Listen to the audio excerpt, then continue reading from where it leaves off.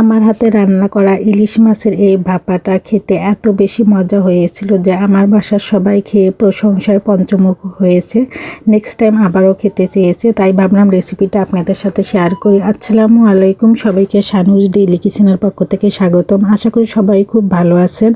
এখানে আমি নিয়েছি কয়েক পিস ইলিশ মাছের টুকরা। এখন এখানে সামান্য একটু হলুদ গুঁড়া ও সামান্য লবণ দিয়ে খুব সুন্দর মতো মিশিয়ে নেব।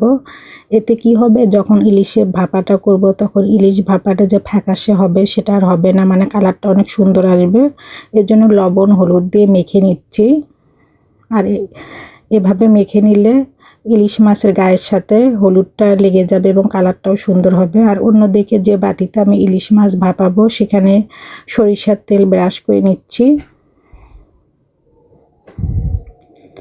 নিয়ে পাত্রটা এক সাইডে রেখে দিচ্ছি।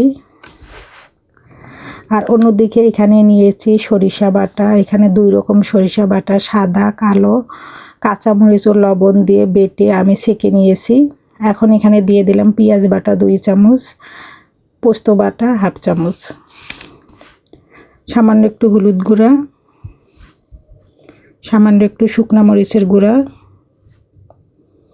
পরিমাণ মতো লবণ, পরিমাণ মতো সরিষার তেল দিয়ে সব কিছু খুব সুন্দর মতো মিক্সার করে নেব। এই দেখেন কালারটা কতটা সুন্দর হয়েছে। খুব সুন্দর মতো মিক্সার করা শেষ। এখানে আমি কিছু কাঁচামরিচের কুচি দিয়ে দেব।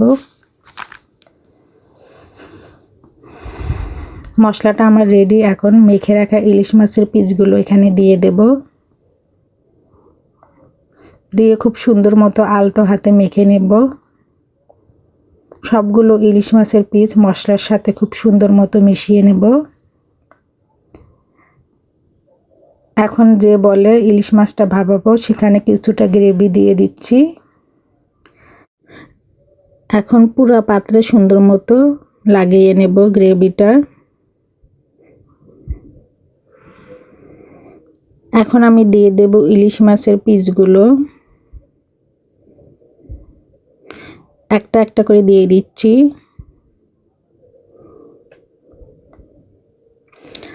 আপনারা কে কে আমার মতো ইলিশ ভাপা খেতে পছন্দ করেন অবশ্যই কমেন্ট করে বলবেন। আর কে কে খেয়েছেন, খেয়ে কেমন মজা পেয়েছেন সেটাও কমেন্ট করে বলবেন। আমার কাছে তো অসাধারণ লেগেছে খেতে। আর কেউ যদি না খেয়ে থাকেন একবার ট্রাই করে দেখবেন, খেয়ে অনেক মজা পাবেন। এখন উপর থেকে বাকি গ্রেভিগুলো দিয়ে দিচ্ছি। উপর থেকে কিছু কাঁচামরিচের কুচি দিয়ে দিচ্ছি।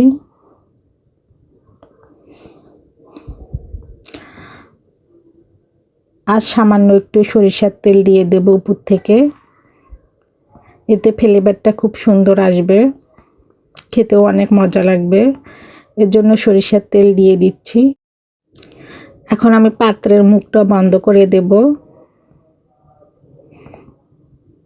আর অন্যদিকে চুলায় বসিয়ে দেব একটা পাত্র।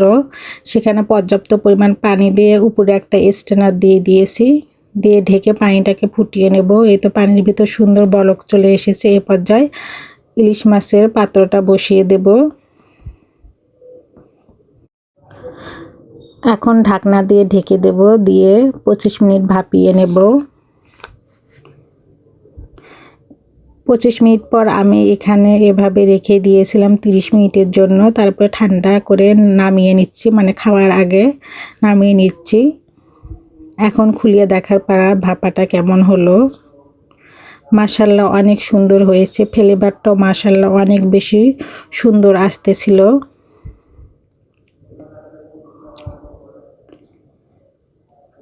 এই তো ইলিশ ভাপার ফাইনাল লুক। সঙ্গে নিয়েছি 1 প্লেট গরম ভাত, আর কিছুই লাগেনি খেতে। সবাইকে আমার ভিডিও দেখার জন্য ধন্যবাদ। সবাই আমার পেজটাকে লাইক, কমেন্ট, শেয়ার ও ফলো দিয়ে রাখবেন। আমার ইউটিউব চ্যানেলটাকে সাবস্ক্রাইব করে রাখবেন।